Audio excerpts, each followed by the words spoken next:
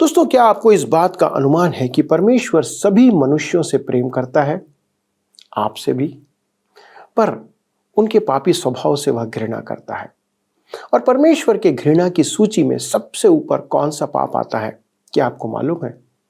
दोस्तों, यदि आप इन बातों को गहराई से जानना चाहते हैं तो मेरे साथ आइए इस अध्ययन में शामिल हो जाइए और जानिए कि इस संदर्भ में परमेश्वर का वचन आपसे, मुझसे और हम सबों से क्या कहता है।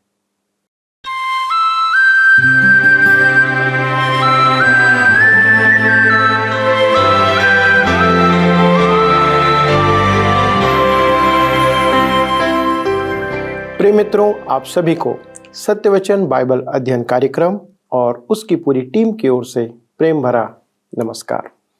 आशा है दोस्तों कि आप सभी सुरक्षित और स्वस्थ हैं तथा परमेश्वर के वचन का अध्ययन करने के लिए तैयार बैठे हैं। मित्रों, मैं आपके फ़ोन और SMS के लिए भी आप सभी का धन्यवाद करना चाहता हूं, जो निरंतर हमें इस प्रसारण को आगे बढ़ाने की प्रेरणा देते हैं और आपके विचारों को समझने में सहायक होते हैं। इसलिए आपसे निवेदन है दोस्तों कि कृपया हमें अपने विचार और सुझाव भेजते रहें। एक बार पुनः आप सभी का सत्यवचन बाइबल अध्ययन में स्वागत है, जो आपके आत्मिक उत्थान के लिए प्रसारित किया जाता है। जैसा कि आपको ज्ञात है, हम इन दिनों ओबद्याह नबी की पुस्तक से अध्ययन कर रहे हैं और आज हम पहले अध्याय के दूसरे पद से आगे बढ़ेंगे। दोस्तों, हमने पिछले भाग में देखा था कि इस पुस्तक का मुख्य केंद्र बिंदु एदोम राष्ट्र है, जो एसाव के वंशजों से उत्पन्न हुआ था। एसाव याकूब का जुड़वा भाई था, पर सदा ही दोनों में बैर भाव बना रहा। साथ ही एसाव ने अपने पहलौठे के अधिकार को भी तुच्छ जाना था और उसे एक कटोरे दाल के लिए याकूब को बेच दिया। दोस्तों, परमेश्वर कभी नहीं चाहता कि मनुष्यों के बीच में बैर भाव बना रहे और वे एक दूसरे से लड़ते रहें, पर हमारी मानसिकता केवल पाप के आधार पर काम करती है। हम अपने घमंड में भरे रहते हैं।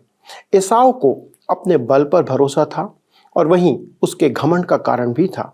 तो चलिए मित्रों, इन्हीं बातों के आधार पर हम अपने अध्ययन में आगे बढ़ते हैं और जानते हैं कि परमेश्वर का वचन आगे इस पुस्तक में हमें क्या कहता है। मित्रों, हम ओबद्याह की पुस्तक से अध्ययन कर रहे हैं।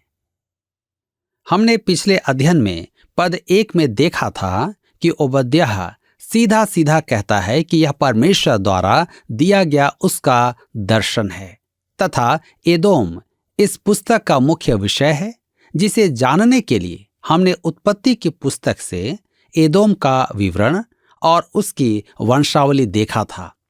आरंभ ही से ये दोनों भाई परस्पर विरोधी थे।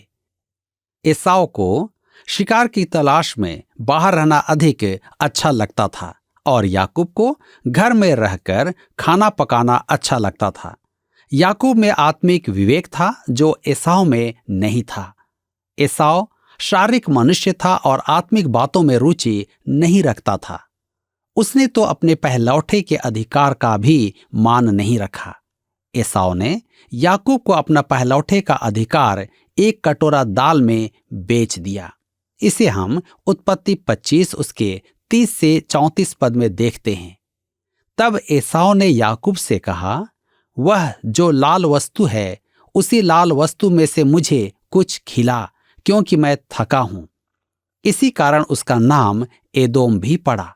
याकूब ने कहा, अपना पहलौठे का अधिकार आज मेरे हाथ बेच दे। ऐसा नहीं था कि इसहाक के घर में खाने की कमी थी कि एसाव को अपने पहलौठे का अधिकार याकूब को बेचना पड़ा, परंतु यह कि उसकी क्षण भर की शारीरिक लालसा के कारण उसने अपना आत्मिक अधिकार खो दिया। पहलौठे का अधिकार रखने वाला परमेश्वर से संपर्क में होता था और परिवार का याजक होता था। वह परमेश्वर की वाचा का अधिकारी था। सच तो यह है कि एसाव ने कहा, मैं परमेश्वर से संबंध बनाए रखने की अपेक्षा शारीरिक अभिलाषा पूरी करना अधिक पसंद करूंगा। शारीरिक अभिलाषा पूरी करूंगा अर्थात दाल खाऊंगा। मेरे मित्रों, आज के विश्वासियों के लिए यह एक महान सत्य है। यह मसीही जनों का चित्रण है। एसाव और याकूब विश्वासियों के दो स्वभाव का प्रतीक हैं, नया स्वभाव और पुराना स्वभाव, ये दोनों स्वभाव एक दूसरे के विरोधी हैं। एसाव पुराने स्वभाव देह का प्रतीक है और याकूब नए स्वभाव आत्मा का प्रतीक है। एसाव देह का प्रतीक है जो एदोम कहलाया, और याकूब आत्मा का प्रतीक है जो इस्राएल कहलाया, अर्थात परमेश्वर का राजकुमार। एदोम का अर्थ है सुर्ख, लाल या धूप से जला। यद्यपि एदोम जो एसाव से उत्पन्न एक जाति थी, रिश्ते में तो इस्राएल के भाई लगते थे, परंतु वे सदा ही इस्राएल के साथ बैर भाव निभाते आए थे। वे आक्रमणकारियों के साथ मिलकर इस्राएल के विरुद्ध खड़े होते थे, उन्हें लूटते थे और उन पर जब संकट आता था तो आनंद मनाते थे। परमेश्वर कहता है ओबद्याह 1 उसके 11 और 12 पद में, जिस दिन परदेशी लोग उसकी धन संपत्ति छीन कर ले गए और पराये लोगों ने उसके फाटकों से घुसकर यरूशलेम पर चिट्ठी डाली, उस दिन तू भी उनमें से एक था। तुझे उचित नहीं था कि मेरी प्रजा की विपत्ति के दिन उसके फाटकों में घुसता, उसकी धन संपत्ति पर हाथ डालता।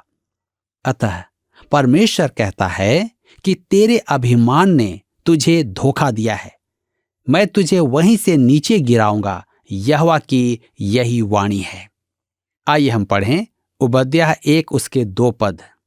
लिखा है, उठो हम उससे लड़ने को उठें, मैं तुझे जातियों में छोटा कर दूंगा, तू बहुत तुच्छ गिना जाएगा। अब हम इस पुस्तक में देखेंगे कि यह एक बड़ी जाति तुच्छ ठहरेगी। यह ओबद्याह की भविष्यवाणी भविष्य की ओर संकेत करती है, परंतु आज यह भविष्यवाणी पूरी हो चुकी है। एदोम का महापाप क्या था जिसके कारण उसका पतन हुआ, इस पर हम अगले प्रसारण में विचार करेंगे। आइए अभी पढ़ते हैं ओबद्याह 1 के 3 पद। लिखा है, हे पहाड़ों की दरारों में बसने वाले, हे ऊंचे स्थान में रहने वाले, तेरे अभिमान ने तुझे धोखा दिया है। तू मन में कहता है, कौन मुझे भूमि पर उतार देगा। ध्यान दीजिए, कहता है तेरे अभिमान ने तुझे धोखा दिया है। एदोम को परमेश्वर ने अप्रिय क्यों जाना था? उसके घमंड के कारण। यह सुनते ही आप आश्चर्य के साथ कहेंगे, बस केवल घमंड के कारण? क्या घमंड ऐसा भयानक होता है? मैं आपको उदाहरण के साथ समझाना चाहता हूं कि पाप के कारण आज अव्यवस्था क्यों है। अब मान लीजिए कि एक शराब पीने वाला व्यक्ति सीमा पार कर जाता है और मैं आपसे विचार विमर्श करता हूं कि कलीसिया उसके साथ क्या करे। आप निश्चय ही सुझाव देंगे कि उसे कलीसिया से बाहर कर देना चाहिए, और मैं आपकी बात मान लेता हूं। फिर एक और सदस्य है जिसे सुपर बाजार में चोरी करते हुए पुलिस ने पकड़ा। वह कलीसिया का पदाधिकारी है। आप कहते हैं उसे भी कलीसिया से बाहर कर देना चाहिए और उसे अनुशासन सिखाना चाहिए। मैं आपकी बात मान लेता हूं। अब मैं आपके समक्ष एक ऐसे व्यक्ति का नाम रखता हूं जो बहुत ही घमंडी है। आप उसके विषय यह नहीं कहेंगे कि उसे कलीसिया से निकाल देना चाहिए। आप में से कुछ उदार मनुष्य कहेंगे, हमारे विचार में पास्टर को उसे समझाना चाहिए कि घमंड करना अच्छा नहीं है। घमंड करना तो शराब पीने, चोरी करने, झूठ बोलने के समान नहीं है। कम से कम वह दिखता तो नहीं है। यदि मैं आपसे कहूं कि परमेश्वर की दृष्टि में घमंड करना शराब पीने से अधिक बुरा है, तो क्या आपको आश्चर्य नहीं होगा? घमंड करना मध्य व्यसन से अधिक बुरा है, क्योंकि यह हमारे जीवन के मध्य स्थित है। निसंदेह वचन शराब के विरुद्ध बहुत कुछ कहता है। परमेश्वर शराब पीना स्वीकार नहीं करता है। शराब के कारण ही इस्राएल का पतन हुआ था। बेबीलोन, सिकंदर महान का साम्राज्य, रोम आदि सब महान राष्ट्रों का पतन शराब के कारण ही हुआ था। और आज भी शराब किसी देश का नाश कर सकती है, परंतु परमेश्वर के दृष्टि में घमंड इससे कहीं अधिक बुरा है। यह परमेश्वर आधारित हमारे जीवन को छलनी बना देता है। अतः यहाँ घमंड के संबंध में परमेश्वर का विचार प्रस्तुत किया गया है। धर्मशास्त्र इसे सबसे अधिक बुरा कहता है। यदि एदोम की भीतरी दशा ऐसी है, तो परमेश्वर सच कहता है कि उसने एसाव को अप्रिय जाना है। नीति वचन की पुस्तक 6 अध्याय उसके 16 से 19 पद में लेखक क्या कहता है कि परमेश्वर को 7 बातों से घृणा है।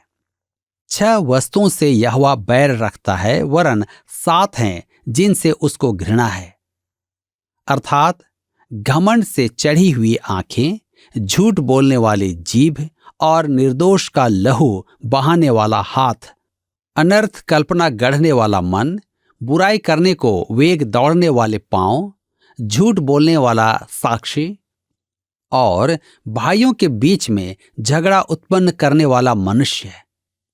मित्रों, यहां पर ध्यान दें, पहला है घमंड, दूसरा झूठ बोलने वाली जीभ, तीसरा निर्दोष का लहू बहाने वाले हाथ, चौथा दुष्टता के विचार रखने वाला मन, पांचवां कुकर्म करने वाले लोग, छठवां झूठा गवाह और सातवां भाइयों में फूट डालने वाला। देखिए, परमेश्वर की घृणा सूची में सबसे पहला घमंड है। घमंड से चढ़ी आंखें। आराधना में एक दीन जन ने पाप किया और एक मनुष्य आकर उसे तिरस्कार भरे दृष्टि से देखता है, तो वह शराब पीने से अधिक बुरा पाप है। मैं शराब पीने का पक्ष नहीं ले रहा, परंतु कहता हूं कि शराब पीना बुरा है तो घमंड करना कहीं अधिक बुरा है। परमेश्वर कहता है कि वह घमंडी का विरोध करता है, वह दीन का पक्ष लेता है। नीति वचन 8 उसके 13 पद में लिखा है, यहोवा का भय मानना बुराई से बैर रखना है। घमंड, अहंकार और बुरी चाल से और उलटफेर की बात से भी मैं बैर रखती हूं। और पहला यूहन्ना 2 उसके 16 पद में लिखा है, क्योंकि जो कुछ संसार में है, अर्थात शरीर की अभिलाषा और आंखों की अभिलाषा और जीविका का घमंड, वह पिता की ओर से नहीं परंतु संसार ही की ओर से है। घमंड कहां से आता है? यदि शैतान से कुछ मिलता है तो वह यही है घमंड। मेरे मित्रों, आज अनेक विश्वासियों में जाति का घमंड है, मुखाकृति का घमंड और अनुग्रह का घमंड है। उन्हें तो अनुग्रह द्वारा उद्धार पाने का भी घमंड है। उद्धार पाना घमंड या गर्व करने की बात नहीं है। यह तो परमेश्वर की महिमान्वन के लिए है। यह आपको दीन बनाने के लिए है। हमें तो लज्जा आना चाहिए कि हम अनुग्रह के द्वारा बचाए गए हैं, क्योंकि आप ऐसे दयनीय पापी हैं। काश मेरे पास कुछ होता कि मैं परमेश्वर को उद्धार के बदले दे पाता, परंतु मेरे पास ऐसा कुछ भी नहीं है। इसी कारण तो मैं अनुग्रह के द्वारा बचाया गया हूं। अतः मैं इस पर गर्व नहीं कर सकता। आज अनेक जन गर्व करते हैं कि वे कभी पापी थे। परमेश्वर केवल दीन जन को अनुभव प्रदान करता है। फिलिपी के विश्वासियों को पौलुस ने लिखा था कि उनमें भी वही मन हो जो प्रभु यीशु में था। फिलिपियों की पत्री 2 अध्याय के 5 पद में लिखा है, जैसा मसीह यीशु का स्वभाव था वैसा ही तुम्हारा भी स्वभाव हो। प्रभु यीशु का मन कैसा था? दीन। मत्ती 11 उसके 29 पद में प्रभु यीशु स्वयं कहता है कि वह मन में दीन है। घमंड अनेक विश्वासियों की गवाही पर बुरा प्रभाव डालता है और वे परमेश्वर के लिए किसी काम के नहीं रह जाते हैं। वे दिखावा करते हैं, परंतु जानते नहीं कि वे केवल घास फूस पर निर्माण कर रहे हैं। वे प्रभु यीशु पर या उस नींव पर निर्माण नहीं कर रहे हैं जो सोना, चांदी और मूल्यवान पत्थर का निर्माण है। आज अनेक विश्वासी पूर्ण रूपेण धराशायी हैं। घमंड तो वास्तव में शैतान का स्वभाव है। उसने कहा यशायाह 14 उसके 13 और 14 पद में, तू मन में कहता तो था, मैं स्वर्ग पर चढ़ूंगा, मैं अपने सिंहासन को ईश्वर के तारागण से अधिक ऊंचा करूंगा और उत्तर दिशा की छोर पर सभा के पर्वत पर विराजूंगा। मैं मेघों से भी ऊंचे ऊंचे स्थानों के ऊपर चढ़ूंगा, मैं परम प्रधान के तुल्य हो जाऊंगा। नबूकदनेस्सर के मानसिक असंतुलन का कारण भी घमंड ही था। वह मोर के समान अपने राजमहल में अकड़ कर चल रहा था और उसने मन में कहा, दानियेल 4 उसके 30 पद के अनुसार, क्या यह बड़ा बेबीलोन नहीं है जिसे मैं ही ने अपने बल और सामर्थ्य से राजनिवास होने को और अपने प्रताप की बढ़ाई के लिए बसाया है। और फिर क्या हुआ? दानियेल 4 उसके 31 और 32 में लिखा है, यह वचन राजा के मुंह से निकलने भी न पाया था कि आकाशवाणी हुई, हे राजा नबूकदनेस्सर, तेरे विषय में यह आज्ञा निकली है, राज्य तेरे हाथ से निकल गया और तू मनुष्यों के बीच में से निकाला जाएगा और मैदान के पशुओं के संग रहेगा और बैलों के समान घास चरेगा। मेरे मित्रों, यह कोई संयोग नहीं था। आज की मनोवैज्ञानिक भाषा में इसे स्मृति लोप या हिस्टेरिया कहते हैं, जो एक प्रकार से भूलने की बीमारी है। वह भूल गया कि वह कौन था और वह पशुओं का सा व्यवहार करने लगा। क्यों? क्योंकि घमंड मनुष्य को पशु के समान बना देता है। परमेश्वर ने नबूकदनेस्सर को पशु के समान बना दिया था। घमंड क्या है? मैं आपको घमंड की एक परिभाषा देता हूं। घमंड परमेश्वर से अलग जीवन जीने का दावा करने का व्यवहार है। ओबद्याह की पुस्तक में हम पढ़ते हैं कि एदोम जाति को घमंड था, जैसा एसाव को घमंड था। जब उसने अपने पहलौठे के अधिकार को तुच्छ जाना था। इसहाक के घर में भोजन की कमी नहीं थी, परंतु वह याकूब की दाल खाने की लालसा कर रहा था और अपने पहलौठे के अधिकार से अधिक उसे दाल की लालसा थी। पहलौठे के अधिकार को तुच्छ जानने में उसने परमेश्वर को तुच्छ जाना। अब उससे एक बड़ी जाति उत्पन्न हुई और वह भी परमेश्वर से अलग जीवन जीने का दावा कर रही थी। कहता है, तू मन में कहता है, कौन मुझे भूमि पर उतार देगा?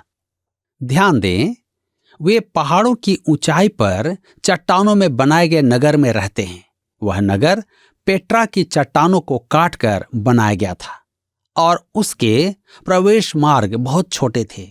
वहां घुड़सवार को भी टेढ़े मेढ़े रास्ते से जाने में कठिनाई होती थी। अतः वह एक सुरक्षित नगर था। उस युग में अनेक देशों ने अपना सोना चांदी वहां सुरक्षित रखा हुआ था। उनके विचार में एदोम नगर अजेय था। उन्हें अपनी सुरक्षा पर इतना विश्वास था कि उन्होंने परमेश्वर से संबंध तोड़ दिया। उन्होंने परमेश्वर से विद्रोह किया था। अब ऐसी स्थिति में परमेश्वर क्या करेगा? मित्रों, यह बहुत ही विचारणीय है। हम अगले अध्ययन में इन बातों पर विचार करेंगे और मुझे पूरा विश्वास है कि आप इन महत्वपूर्ण बातों के द्वारा अपने जीवन में आत्मिक लाभ प्राप्त करेंगे। तो मित्रों, आपने देखा कि परमेश्वर कहता है कि एदोम का पाप था उसका घमंड, और उसने अपने बल के कारण ही स्वयं को परमेश्वर की दृष्टि में पापी ठहराया। मनुष्य के स्वभाव में पाप निहित है और जब वही पाप उसका नियंत्रण करता है तब वह पाप की गर्त में गिरते चले जाता है। संसार की कितनी भी सामर्थी जाति क्यों ना हो या क्यों न रही हो, वे अपने अभिमान और घमंड के कारण ही नाश हुई हैं। मित्रों, हमारे पास घमंड करने के लिए कुछ भी नहीं है, क्योंकि संसार के सभी मनुष्यों और देशों के पास आज जो कुछ भी सामर्थ्य और संसाधन है वे सब परमेश्वर की ही अनुमति से हैं। यदि परमेश्वर उन्हें वह सब ना देता तो वे उसे प्राप्त नहीं कर सकते थे। हम परमेश्वर के द्वारा से ही यह सब कुछ प्राप्त करते हैं। तो कोई मनुष्य फिर किस बात पर गर्व कर सकता है? क्योंकि हमें घमंड केवल उस बात पर होता है जो दूसरों की अपेक्षा में हमारे पास अधिक या उत्तम है। फिर चाहे वह धन हो, संपत्ति हो, ज्ञान हो, पद हो, मान सम्मान या ऐसी कुछ भी बात हो, ऐसी ही बातें हमारे घमंड का कारण बनती हैं मित्रों। पर मित्रों, जब हम यह समझ जाएं कि हमें सब कुछ और जो कुछ हमारे पास है वह केवल परमेश्वर के द्वारा से दिया गया है, तो हम इस प्रकार के विचार और घमंड से बचे रह सकते हैं। भाइयों और परिवारों के मध्य तब भी और आज भी ऐसा व्यवहार आम बात है। जीवन के हर एक स्तर पर आप इन बातों को देख और अनुभव कर सकते हैं। आइए मित्रों, हम अपने आप को जांचें कि हमारी क्या परिस्थिति है आज के दिन। क्या हम परमेश्वर के सामने इन बातों में निर्दोष हैं? और यदि नहीं, तो हम परमेश्वर के सामने स्वयं को समर्पित करें और उन बातों के लिए क्षमा मांगे, क्योंकि परमेश्वर इन सब बातों का एक दिन न्याय अवश्य करेगा। आइए हम प्रार्थना करें। हमारे स्वर्गीय पिता, हम धन्यवाद देते हैं प्रभु, एक बार फिर आपके बेटे यीशु के नाम से आपके अनुग्रह और दया के लिए। प्रभु, आपने हमें सब कुछ दिया है, हमारी आवश्यकता के अनुसार हमारे लिए जो कुछ भी आवश्यक था प्रभु आपने भरपूरी से दिया है। और जिन बातों की कमी हमारे जीवन में है प्रभु आप जानते हैं। प्रभु अनुग्रह करें कि हम किसी बात पर कभी घमंड ना करें, ना हमारे इस घमंड के कारण हमारे संबंधों में, परिवारों में, लोगों के बीच में बैर भाव उत्पन्न हो, कि हम प्रभु आपके दंड का कारण बने। पिता, हमारी प्रार्थना है यदि हमने ऐसा किया है तो आज आपसे क्षमा मांगते हैं। दया करें प्रभु, हम पर अनुग्रह करें, हमारे इन पापों को माफ करें और अनुग्रह करके अपनी महिमा के लिए हमें उपयोग करें। विशेष तौर पे हमारे सभी दर्शकों के लिए ये विनती है पिता, यदि वे ऐसे किसी घमंड से गुजर रहे हैं, यदि उनके स्वभाव में ऐसी कोई बात है प्रभु, आज उन्हें आप इस बात से दूर होने के लिए प्रेरित करें। आपका आत्मा इस कार्य में उनकी अगुवाई करे, यही हमारी विनती है, ताकि हम सब प्रभु आपके सन्मुख निर्दोष ठहराए जाएं। धन्यवाद के साथ इस विनती को प्रभु यीशु क्रिस्त में होकर मांगते हैं, इसलिए सुने और अपनी महिमा के लिए ग्रहण करें। आमीन। दोस्तों, मुझे उम्मीद है कि आज का अध्ययन आपके लिए आशीष का कारण रहा होगा। और यदि आपने कुछ ऐसी बात सीखी है या इस अध्ययन के आधार पर यदि आपने कुछ निर्णय लिया है जो आप हमारे साथ साझा कर सकते हैं, तो प्लीज़ हमारे साथ फ़ोन और SMS के द्वारा इन बातों को बांटें। हमारे काउंसलर्स आपके प्रश्नों का उत्तर देने के लिए सदा तत्पर रहते हैं, इसलिए आप फ़ोन करें, SMS करें। अगले प्रसारण में इस अध्ययन को आगे बढ़ाएंगे और हम जानेंगे कि परमेश्वर आगे इन बातों के द्वारा हमें क्या सिखाना चाहता है। इस अध्ययन के द्वारा परमेश्वर आप सभी को बहुत आयत से आशीष दे। आइए अब हम प्रश्नों को देखें। पिछले प्रश्न का उत्तर है बी, 2 स्वभाव। एसाव और याकूब एक विश्वासी में निहित 2 स्वभाव को प्रकट करते हैं, नया स्वभाव और पुराना स्वभाव। आज के अध्ययन पर आधारित प्रश्न है, भौगोलिक दृष्टिकोण से कौन सा नगर अजेय था? ए यरूशलेम, बी एदोम, सी इस्राएल, डी मोरेशेत। मित्रों, इस प्रश्न का उत्तर हमें कल सुबह 6 बजे से पहले विकल्प A, B, C या D के साथ अपना नाम, पता, स्थान के साथ 9651433397 पर SMS या WhatsApp करें। क्या आपको यह कार्यक्रम पसंद आया? अभी हमें एक मिस कॉल करें और आप अगले विजेता हो सकते हैं।